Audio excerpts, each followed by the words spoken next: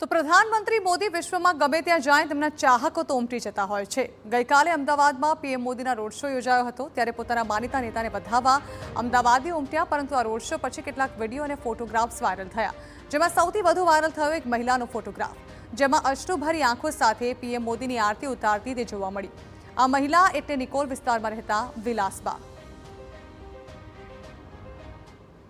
એટલે હું અચાનક જ 2 જ મિનિટમાં હું આરતી તૈયાર કરી અને હું લઈ ગઈ અને હું ગેટ આગળ જ ઊભી હતી। પછી બધા કે આગળ તમને નહીં જવા દે, કારણ કોઈ એમની સિક્યોરિટી હોય, એમની સેફટી માટે ફાયરની વસ્તુ આ ગણાય, તો નહીં જવા દે। તો પણ હું આરતી લઈને ગઈ અને ખરેખર એ જે પોલીસ કર્મીઓ હતા, ધન્યવાદ એ ભાઈનો, એમણે મને આગળ કરી અને કીધું બેન તમે આરતી ઉતારો।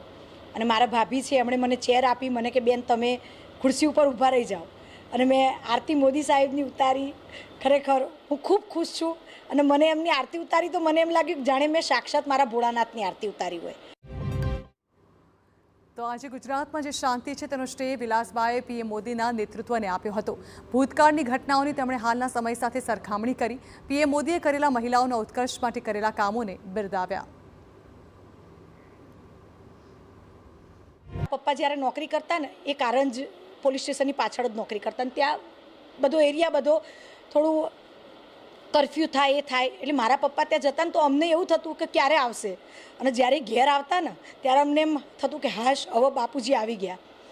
અને અત્યારે કેવું આપણા બાળકો, આજે સ્ત્રીઓ, કોઈ પણ વ્યક્તિ વિના સંકોચે, વિના ડર વગર, નિસંકોચ એ નીકળી શકે છે બહાર, અને એ ફક્ત મોદી સાહેબના કારણે જ છે। આજે એમને કેટલું બધું આમ લેડીઝો માટે, દીકરીઓ માટે, બાળકો માટે કર્યું, અને ખરેખર એ અમારા માટે તો વંદનીય જ છે।